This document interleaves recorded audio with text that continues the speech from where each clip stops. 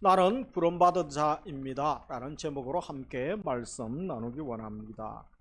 축구 경기장에 우리 A매치라고 하죠. 국가대 대항 또 경기 또 빅매치를 할 때 보면 얼마나 수많은 관중들이 현장에 있습니까? 수만 명, 또 10만 명 이렇게 많이 모일 때도 있습니다. 온라인으로 시청하는 사람들을 보면 훨씬 더 많은 숫자죠. 그래서 너무 그 선수들을 좋아하여서 그들이 유니폼을 입기도 하죠. 그리고 그 구단이나 또 그들이 좋아하는 그런 또 심볼들, 그런 장식을 하기도 합니다. 그래서 마치 나의 일인 것처럼 어떤 사람들은 선수가 너무 좋아서 그들의 모든 신상 이력들도 다 알고 주특기가 무엇인지도 다 알고 열광하고 환호하는 모습을 봅니다. 그런데 그들은 관중일 뿐이죠. 그들이 현장에서 11명의 선수로 그렇게 땀 흘리며 뛰지 않습니다. 그리고 그 경기를 감당하기 전에 피땀 흘리면서 훈련하고 힘든 시간들을 거치지 않습니다. 단지 좋아하고 또 내가 원하고 나의 기쁨을 위하여 환호하고 응원은 할 수 있는 것입니다. 이것을 우리가 팬이라고 하죠. 우리는 예수님의 팬입니까? 아니면 예수님의 제자입니까? 한번 진지하게 물어봐야 됩니다. 우리가 예수님의 팬, 예수님을 좋아하는 사람들의 특징과 예수님의 제자의 특징은 완전히 다르다라고 할 수 있습니다. 이 도표에 보면 글이 좀 작게 나와서 죄송합니다만 왼쪽에 예수님을 좋아하는 사람들, 예수님의 팬의 특징들이 있죠. 그들은 예수님을 좋아하고 열광할 수 있습니다. 그리고 예수님에 대해서 많이 알기도 합니다. 사실 예수님과 관계없는 사람들도 여러분 성경을 뭐 5번, 10번 어떤 목적에 의해서 읽기도 하고 교양서적으로 읽는 사람도 있습니다. 성경에 보면 귀신이 우리보다 예수님을 더 잘 알고 있는 것도 보게 됩니다. 삶에 지장이 없는 범위 내에서 일부분 예수님을 따르기도 합니다. 그리고 평안함과 안전을 유지하는 것이고 십자가가 나에게 주는 혜택에 대하여 관심이 많죠. 말씀에 동의하지만 선택적으로 실천하기도 하고 관중성에 응원하는 관중과 가깝다라고 할 수 있습니다. 그들이 원하는 것은 붙드는 것은 가족, 돈, 성공, 안정, 거기다가 예수님까지 함께 하시면 금상첨화다 라고 생각을 하죠. 예수님이 내게 무엇을 해 주실 수 있습니까? 이것이 저들의 주된 관심이라고 할 수 있습니다. 그런데 이 오른편에 있는 도표를 보시면 예수님 제자는 완전히 다른 가치, 차원이 다른 삶과 목적을 추구하는 것을 보게 됩니다.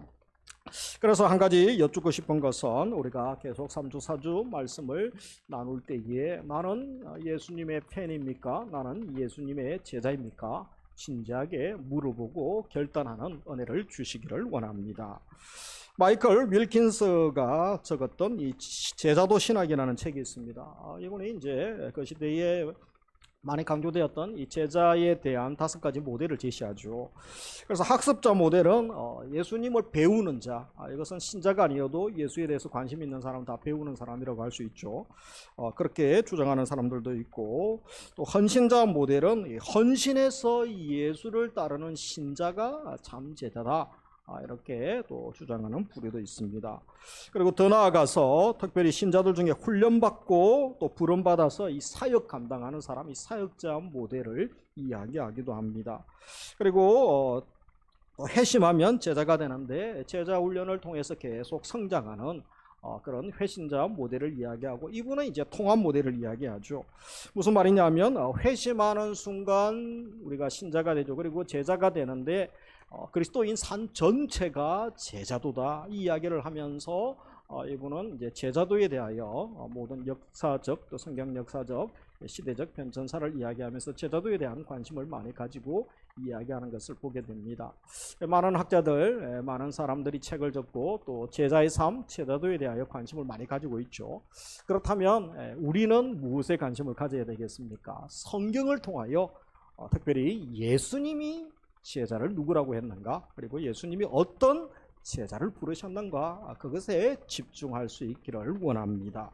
그래서 오늘 본문에 보면 마태복음 10장은 9장에서 이제 추수할 일꾼이 부족해서 또 추수할 일꾼으로 제자들을 보내시는 것을 보게 되죠. 그러면서 10장에 오면 이제 추수꾼으로 하나님 나라 일꾼으로 제자들을 선택하시고 파송하시는 장면이 나옵니다. 그러면 12명을 선택하실 때에 이들의 면면을 살펴보면 대단한 또 자격을 가지고 참 멋진 분이구나, 그렇게 할 만한 사람이 몇 명이나 있겠습니까? 먼저 예수님이 제자를 부르시는데 1절 같이 읽습니다. 예수께서 그의 12 제자를 부르사 더러운 귀신을, 뒤에 마이크 좀 키워주시죠. 그래서 만왕의 왕이신 예수님이 친히 제자들을 불러주셨습니다. 12명에서 시작하여 로마가 전복되고 세계 복음화가 이루어졌죠. 이제 예수님께서 2000년 전 제자들을 부르셨던 것처럼 지금은 우리를 이부 예배 드리시는 우리 성도님, 또 우리 찬양대를 비롯해서 1, 2, 3, 4열, 제가 날 기도할 때 그죠, 찬양대 은혜 주시고 1열에 오시는 분, 2열, 3열, 4열 앉으시는 우리 성도님들, 또 오늘 처음 오시고 방문하시는 분들 은혜를 주소서, 그렇게 늘 기도를 하고 또 주의를 맡습니다. 우리를 제자로 부르신다는 것을 믿으시기 원합니다. 그렇다면 이 제자를 부르시는 목적이 있죠. 목적은 바로 마가복음 3장 14절 같이 읽습니다. 이에 12를 세우셨으니 이는 자기와 함께 있게 하시고 또 보내사 전도도 하며 귀신을 내쫓는 권능도 가지게 하려 하심이러라 라고 말씀하고 있죠. 그래서 이 예수님이 바로 제자들과 함께 하고자 하셨다라는 말씀이 마가복음에는 좀 구체적으로 마태복음보다 구체적으로 기록되어져 있죠. 왜 함께하기 원하십니까? 제자들과 3년 동안 훈련하면서 동고동락 하시죠. 그들과 함께 먹고 자고 여행하고 전도하고 또 어둠을 몰아내고 환자들을 고치고 메시아 참 하나님의 아들만이 하실 수 있는 일들을 보아야 이들이 또 전하고 그들도 사역을 감당할 수 있기 때문인 것입니다. 하나님 나라의 종삼기 위함이죠. 하나님의 정인, 복음의 정인으로 사명 감당하기 위하여 또 보면 권능도 가지게 하려 하심이니이러라 라고 되어 있죠. 이 권능 주시기 위함을 보게 됩니다. 그렇다면 이 제자들의 구체적인 특징들을 우리가 한번 주목할 필요가 있죠. 2절부터 4절에 보면 이들이 대단한 그런 스펙을 가진 자들이 거의 없음을 보게 됩니다. 소위 흙수저 인생이죠. 요즘 금수저, 다이아몬드 수저 이야기도 많이 하죠. 천상계에서 태어났습니까? 이런 이야기도 하죠. 이들은 허물과 약점이 많은 부류들이었습니다. 그 당대에 랍비들이 있었죠. 랍비들이 제자들을 선발할 때 그 기준, 그 잣대를 가지고 12 제자들을 보면 한 명도 합격할 친구가 없었다는 것입니다. 그런데 예수님은 그런 사람들을 또 제자로 부르셨습니다. 그래서 다 언급하지는 않지만 구체적으로 몇 사람을 살펴보면 10 제자 중에 베드로가 등장하죠. 갈릴리 바다에서 이 잔뼈가 굵은 어부 아닙니까? 그리고 사도행전 4장에 보면 그렇게 많이 배운 인물도 아니었습니다. 이분 성격이 좀 욱하는 성격이 있죠. 충동적이고 감정적인 그런 사람입니다. 주먹부터 먼저 나가죠. 그리고 칼부터 휘두르는 이 충동적인 사람입니다. 예수님의 제자면 특별히 좀 인격이나 삶과 또 집안도 좀 따져봐야 되는데 이런 사람이 될 수가 있겠습니까? 마태복음 16장에 보면 예수님의 십자가 사역을 이야기하고 십자가 길을 가는데 괜히 또 칼을 들고 먼저 나서는 바람에 예수님의 사역을 방해하고 있는 모습을 봅니다. 그뿐만이 아니라 예수님이 체포됐을 때 3번이나 맹세하고 저주하고 예수님을 부인하죠. 그리고 이런 사람이 예수님의 제자로 쓰임 받을 수가 있겠습니까? 그러면서 야고보와 그의 형제 요한이 등장하죠. 이들은 아주 그런 성격이 급하고 또 과격한 그런 사람들이었습니다. 얼마나 성격이 급하고 과격한 사람인지 별명이 있죠, 그죠? 보아너게 우리의 아들. 여러분 친구 보고 저 친구는 번개 자식이라고, 우리의 자식이라고 이런 이야기하면 기분이 누가 좋겠습니까? 그분들의 성격을 우리가 알 수 있는 것이죠. 너무 성질이 급해서 불의를 보면 참지 못하는 그런 불이었던 것이죠. 그러면서 이 또 빌립 같은 분은 어떻습니까? 아주 현실적이고 계산이 빠른 사람이었습니다. 굶주린 무리들을 예수님께서 불쌍히 여기시고 먹을 것을 또 제자들이 요청할 때가 있죠. 그때 이 빌립의 말을 보면 평소에 그의 생각, 그의 또 성격이 드러나는 것을 봅니다. 요한복음 6장 7절에 보면 빌립이 대답하되 각 사람으로 조금씩 받게 할지라도 200데나리온의 떡이 부족하리이다.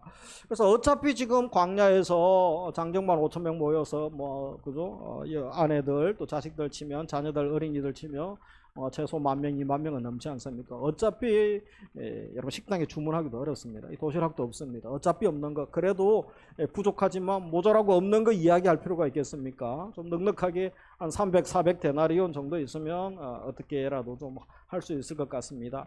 이렇게 보통 이야기하지 않습니까? 근데 이 평소에 이 부정적인 생각, 비판적인 생각, 또 염세적인 생각을 하는 사람들은 없는 거, 안 되는 거, 못 되는 것, 이런 것들을 계속 이야기하고 그런 또 말과 행동을 하는 것을 보죠. 빌립에게서 그런 모습들이 보여지는 거죠. 어차피 없는데 넉넉히 말하지 꼭 부족해서 없는 것, 안 되는 것을 말하는 모습을 보죠.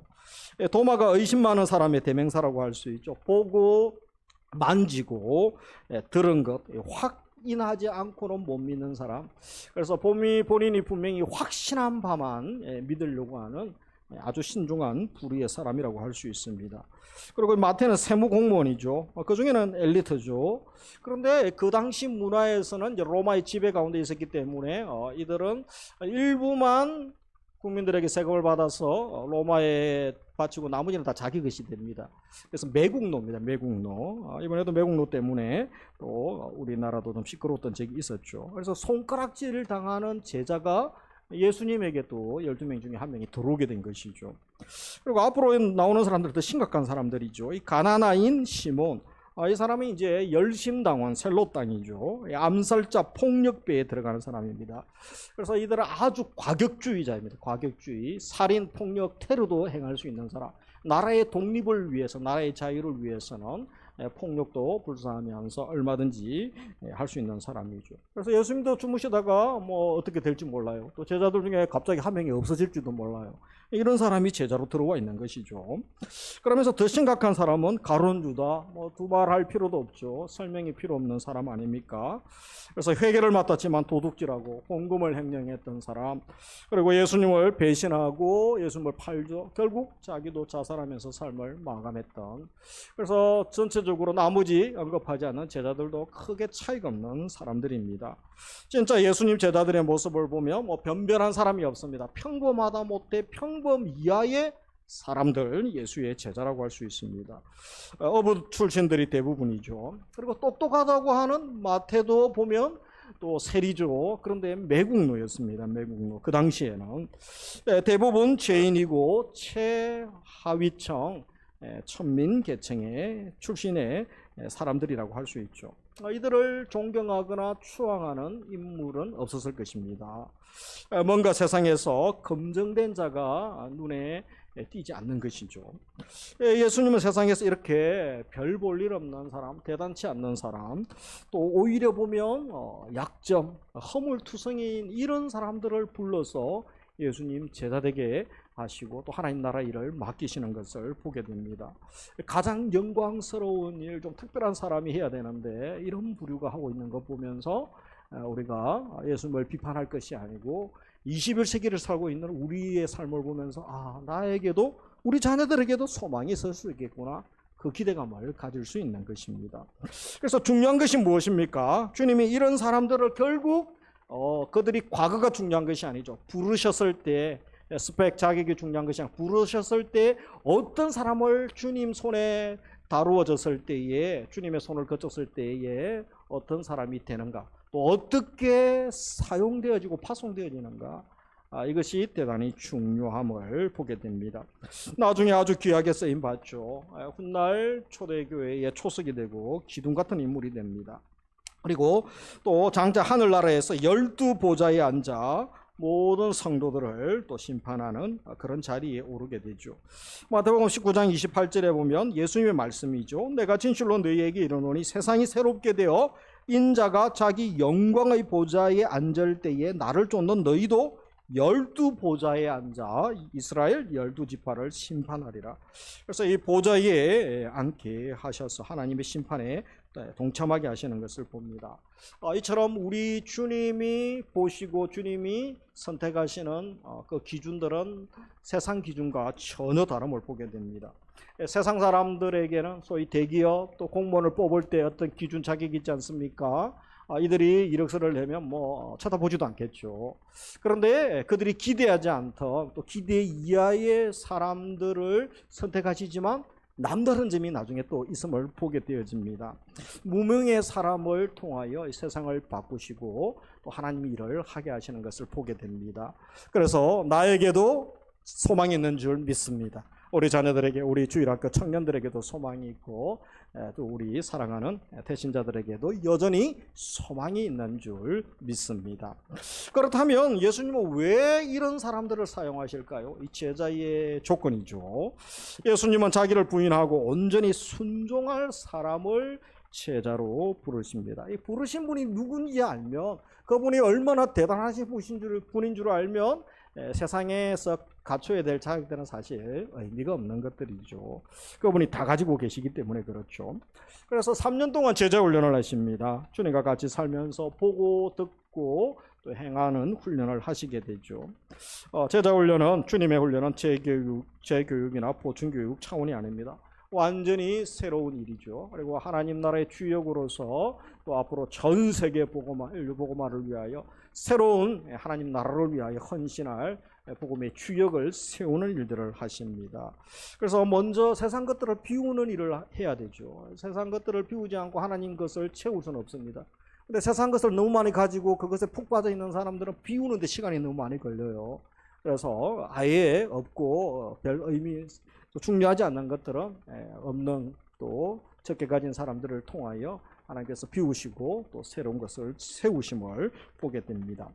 그래서 먼저 이런 관점에서 예수님은 자기를 부인하는 사람들을 제자로 삼으시게 되죠. 마태복음 16장 24절, 무슨 마이크 좀 켜주세요. 누구든지 나를 따라오려거든 같이 읽습니다. 자기를 부인하고, 그래서 우리 전통적인 제자들, 제사장들, 서기관들, 그리고 바리새인들은 자기를 비우거나 또 자기를 부인하지 않습니다. 예수님의 제자들은 그런 사람들을 예수님이 부르시지 않는 것을 보게 되죠. 그래도 덜 가진 사람이 자기를 비우기 쉽고 부인하기 쉽기 때문에 그런 사람을 먼저 주목하시는 것을 봅니다. 그러면서 예수님의 제자의 또 한 가지 조건은 무엇입니까? 바로 말씀에 전적으로 순종하는 모습을 보게 됩니다. 12 제자들을 부르실 때에 세상 사람들 또 세상의 어떤 기준들, 그들과 다른 것 중에 한 가지가 뭐죠? 부르심에 대한 반응은 예수님이 아주 주목하시는 것을 봅니다. 즉시 주님을 따랐다는 공통점이 있습니다. 어부들은 배와 그물을 버려두고 그들의 생계죠, 모든 삶의 원천이 되는 것 다 버려두고 예수님을 따릅니다. 이것은 미친 짓이죠. 소위 그들 생각에서는 결국 온전한 정신으로 조금 자녀와 가족을 생각하고 그들의 노후를 생각하면 쉽게 이렇게 할 수가 없는 것이죠. 그리고 구차한 핑계를 대지 않습니다. 소위 세상에서 보지 않는 한 가지 기준이 있죠. 순종지수로 갑니다. IQ, EQ가 아니라 OQ로 가죠. 순종지수. 주님은 이 순종지수가 높은 사람을 주목하는 것을 봅니다. 예수님 부르실 때 따르고 말씀 앞에 잘 순종하는 사람. 그래서 우리가 순종의 3대 원리가 있죠. 즉시, 온전히, 기쁘게. 한번 따라하겠습니다. 즉시 순종합시다. 기쁘게 순종합시다. 온전히 순종합시다. 이 세 가지가 높은 사람을 주님이 아주 주목하시고, 나머지는 나중에 말씀 보시면 어차피 하나님의 것, 하나님이 주시면 되는 것이죠. 그리고 또 한 가지는 100% 온전히 헌신할 사람을 부르시게 되죠. 몸과 마음 전 삶을 주님께 드리고자 하는 사람이죠. 그래서 많이 가진 사람들은 자신을 주님께 헌신하기보다 무엇을 헌신합니까? 주님, 제가 좀 가졌습니다. 몸이 좀 괜찮습니다. 건강합니다. 제가 지식이 좀 학위가 많습니다. 재산이 좀 있습니다. 그 중에 일부를 주님께 내가 드리는데 우리 성도가 다 드린 것보다 제가 많지 않습니다. 사실 그런 분들이 있죠, 그죠? 1조의 재산을 가진 분이 1,000억을 또 헌금을 하거나 선교를 합니다. 다른 분들이 하는 거 다 합한 것보다 많을 수도 있죠. 근데 주님은 그걸 원하시는 것이 아니죠. 나는 그 것을 안고 너 자신을 헌신하고 너 자신을 바치기를 원한다라고 말씀하시는 것이죠. 우리는 주님은 우리의 물질, 직업, 시간, 배경, 외모 크게 관심을 가지지 않습니다. 온전히 마음을 드리고 삶을 드리며 주님 사랑합니다, 하나님 사랑합니다 고백할 수 있는 우리 찬양대를 원하시고 우리 성도님들을 원하시는 줄, 우리 젊은이들을 원하시는 줄 믿습니다. 그러면서 주님께서 연약한 제자들을 부르시는 것을 보도 왜 하필 이렇게 연약한 자들을 부르십니까?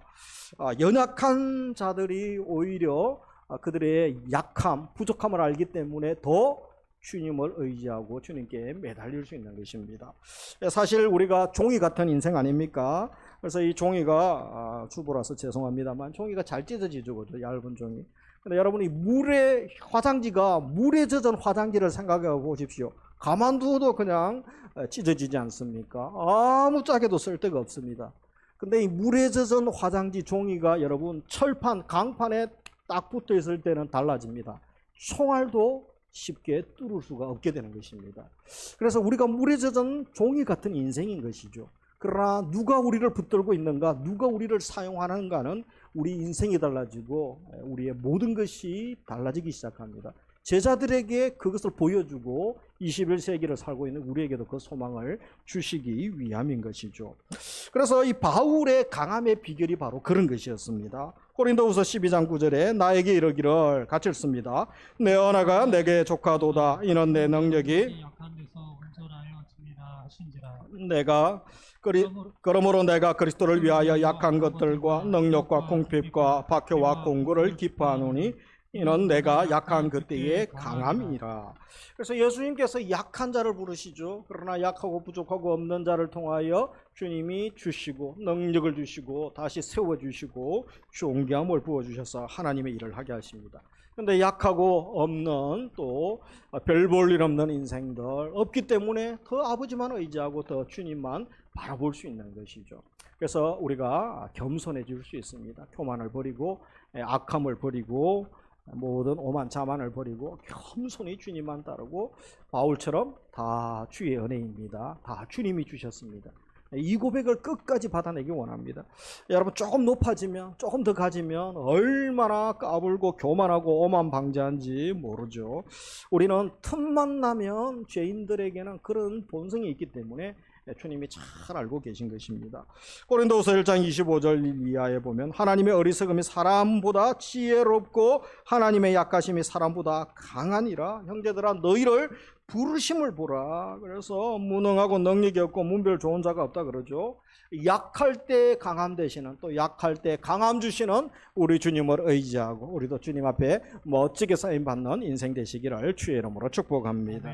그래서 우리 주님 제자가 되고자 하는 사람은 내가 약한 것, 없는 것, 못난 것 그렇게 걱정하거나 염려할 필요가 없습니다. 왜 그렇습니까? 주님이 능력의 원천이신 줄 믿습니다. 우리가 믿는 주님이 전능하신 분이요 창조주심을 믿습니다. 지혜의 원천이시죠. 나의 아버지가 되시죠. 주기도 뭐 석 달 동안이나 우리가 말씀을 배우지 않으셨습니까? 하늘에 계신 우리 아버지, 나의 아버지, 우리 아버지. 그래서 얼마든지 지혜를 주시고 능력을 주시고 강함을 주시고 권위를 주시고 영적인 언사와 권능을 부어주시는 줄 믿으시기 원합니다. 지금 제자들을 파송하실 때 예수님이 제자들에게 이것을 주시는 것을 보죠. 그래서 10장 1절 같이 읽습니다. 예수께서 그의 12제자를 부르사 더러운 귀신을 쫓아내며 모든 병과 모든 약한 것을 고치는 권능을 주시니라. 권능, 권세와 능력이라고 되어 있죠, 그죠? authority and power죠. 그래서 권세와 능력.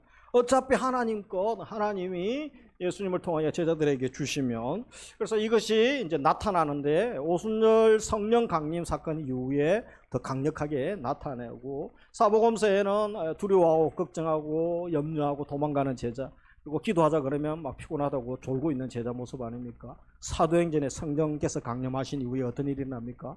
날 죽여라 그러면서 순교의 자리로 가고 전 세계에 흩어져서 담대하게 복음을 전하고 교회를 세우고 선교사로 살아가는 모습을 보게 되어집니다. 그래서 온전한 주님의 리더로, 지도자로 세워지는 것을 봅니다. 이제 마지막 누구 차례입니까? 21세기를 살고 있는 우리들에게도 주님이 주목하시고 관심을 가지고 계시고 우리 자녀들, 또 우리 성도님들, 또 우리 태신자들에게 주목하시고 관심을 가지고 계십니다. 그리고 제자의 삶을 살기를 주님은 기뻐하신다는 것입니다. 정말 영광스러운 부르심이죠. 여러분, 세상의 대통령이 한 사람에게 장관 되어 달라고, 장이 되어 달라고 나와 함께 동료 가져가면 집안의 경사 아닙니까? 그러나 그래봤자 뭐 1년을 넘깁니까? 그리고 5년을 넘기는 사람이 별로 없습니다. 우리 만왕의 왕이신 주님의 부르심은 영원한 부르심이죠. 영원히 영광스러운 부르심인 줄 믿습니다. 그래서 주님이 지금 나를 21세기의 마지막 복음의 주자죠. 복음의 증인으로, 하나님의 일꾼으로 부르고 계십니다. 우리가 머뭇거리고 있지 않습니까? 다른 것에 푹 빠져서 무관심하고 있지 않습니까? 주님이 기뻐하지 않는 것이죠. 만약에 오늘 이 본문의 10장에 예수님이 12제자를 부르실 때 이 제자들이 예수님의 부르심을 거절했다면 어떤 일이 일어났겠습니까?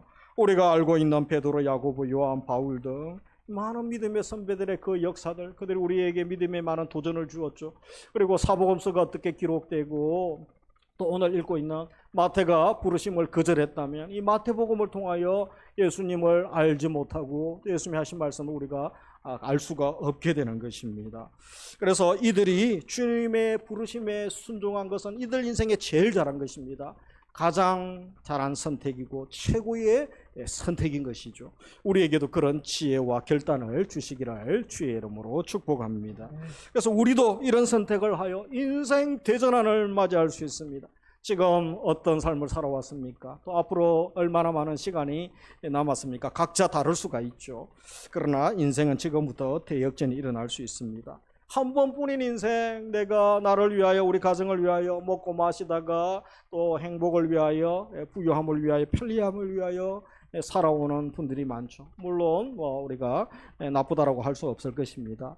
그러나 신앙인들은 달라야 하는 거죠. 소돔과 고모라, 또 노아 홍수 시대의 심판의 이유가 시집가고 장가가고 또 짐승들을 키우고 세상에서 열심히 살았습니다. 그러나 그때의 물심판, 불심판을 경험하게 되는 거죠.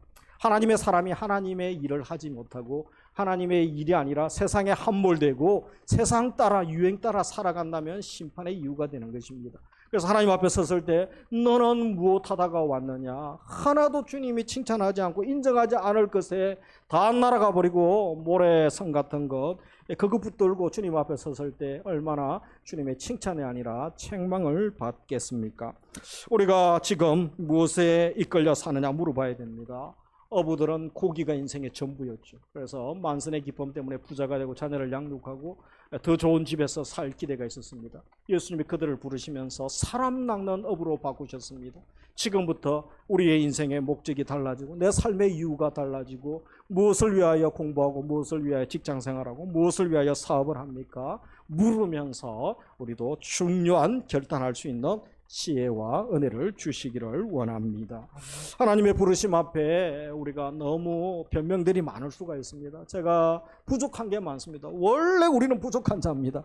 부족하다는 말 하는 것 자체가 교만한 말이죠. 원래 없는 우리에게 생명 주시고 은사 주시고 건강 주시고 그래서 병원에 입원해보고 사업이 망해보고 또 직장에서 쫓겨나보면 내 것이 아니었구나, 내가 잘나서 가진 것이 아니구나 알게 되죠. 다 하나님의 것이고 때가 되면 다 거두어 가심을 알게 됩니다. 너무 바빠서 내가 하나님 부르시면 다음에 한번 생각해 보겠습니다. 정말 중요한 바쁨이 있어야 되죠. 그것에 헌신할 수 있는 지혜를 주시기를 원합니다. 그래서 더 이상 미룰 때가 아니죠. 우리가 결단해야 됩니다. 세상 것에 세상 줄에 매여 있다면 그 세속의 세상의 욕망의 줄을 끊어버리고 말씀의 줄에 이끌리고 주의 약속에 이끌려야 되지 않겠습니까? 나의 약함을 고백하면서 주님이 강함으로 채워주시고 주님의 나의 강함이 되심을 믿는 믿음의 삶, 살아있는 또 산신앙의 삶, 성령의 역사가 있는 그런 삶으로 우리를 인도해 주시는데 얼마나 기대되고 설레입니까? 이 세상 삶이 전부가 아님을 우리는 아는 것이죠. 그래서 자기를 부인하고 주님을 인정하며 다시 한번 기대하며 살아갈 수 있습니다. 나의 약함과 연약함에도 불구하고 나를 멋지고 귀하게 사용하시고자 하는 우리 주님이 계셔서 또 주님이 내게 주목하시고 불러주셔서 얼마나 감사합니까? 주님이 사용하시는 그릇 어떤 그릇입니까? 배설물로 가득한 그릇이 아니죠. 주님이 계시기 때문에 주님 때문에 우리가 보배롭고 존귀한 그릇 되었다고 바울은 고백합니다. 그래서 우리도 바울처럼 이런 고백을, 확신의 고백을 할 수 있기 원합니다. 고린도후서 4장 7절에 보면 우리가 이 보배를 질그릇에 가졌으니 같이 읽습니다.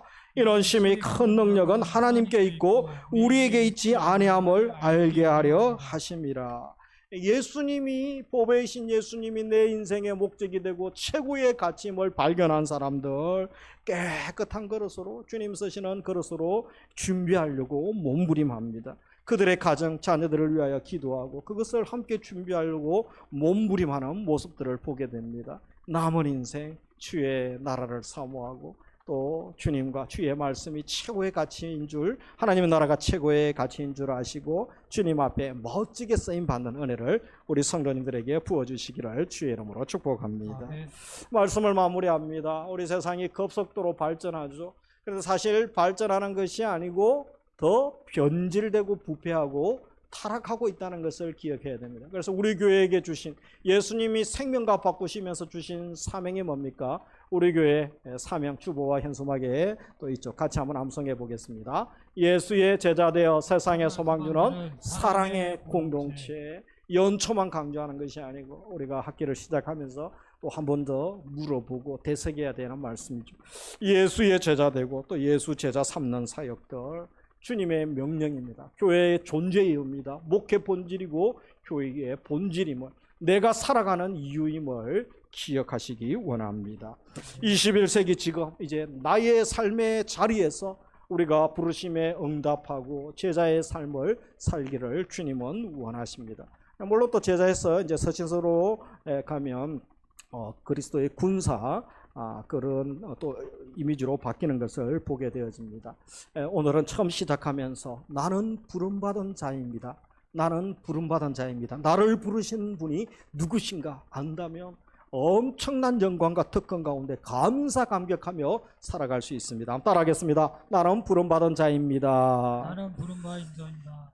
나는 부름받은 자입니다. 나 같은 자를 불러주셔서, 나 같은 자를 기대해 주셔서, 나 같은 자를 들어 하나님의 위대하고 놀라운 일을 평택에, 비전동에, 우리 집안에, 우리 직장, 사업장, 캠퍼스에서 하시고자 하셔서 감사합니다. 감사합니다. 그렇게 고백하며 우리가 살아갈 수 있기를 원합니다. 주님을 만나셔야 되죠. 성령을 경험해야 됩니다. 주의 십자가와 부활을 경험할 때에 우리의 인생의 목적이 달라지고 또 하루하루 생각하고 말하고 행동하는 것들이 달라질 수 있습니다. 이것은 내 혼자 할 수 없죠. 그래서 우리가 제도권 안에서는 이제 훈련을 통하여 우리가 또 섬기고 제공해 줄 수가 있습니다. 남은 인생 우리도 오늘 말씀을 기억하면서 주님의 기대를 생각하면서 주 앞에 쓰임 받을 준비를 하고 또 사모할 수 있기 원합니다. 특별히 깨끗한 그릇 서로 준비되는 것, 우리가 예수님의 순결한 신부로 써야 되지 않겠습니까? 주님 앞에 설날을 준비할 수 있기 원합니다. 그리고 썩어질 것에 미련둘 것이 아니라 영원한 것을 위하여 투자하고 인생을 또 헌신할 수 있는 삶이 얼마나 복된 삶입니까? 이것을 위하여 나를 불러주시고 우리 교회를 불러주시고 또 우리 가정, 우리 자녀들, 또 우리 동력자들을 주셨죠. 감사하면서 찬양하면서 남은 인생 주님 앞에 쓰임받는 인생 되시고 내 삶이 하루하루 또 하반기에도 예수님으로 충만한 삶, 예수님만 생각하고 말과 행동과 또 삶이 예수 향기 바라는 삶을 살아갈 수 있다면 이것보다 더 큰 행복과 기쁨이 어디 있습니까? 그래서 여러분, 목적이 분명하면 사업하는 사람 하나님이 주목하십니다. 직장생활 또 학생들 공부할 때 목적이, 하나님의 목적이 분명한 사람 왜 주목하지 않겠습니까? 여러분, 직장에서도 신입사원들 그죠? 눈에 힘이 있고 왜 들어왔는지 목적이 분명하고 회사의 사원을 알고 회사가 존재하는 이유를 알면 사장 임원들이 주목하지 않겠습니까? 하물며 여러분, 정치하는 분들도 그런데 하물며 만왕의 왕 하나님이 얼마나 주목하지 않겠습니까? 한 주간도 예수로 충만한 삶 살아가시기를 주의 이름으로 축복합니다.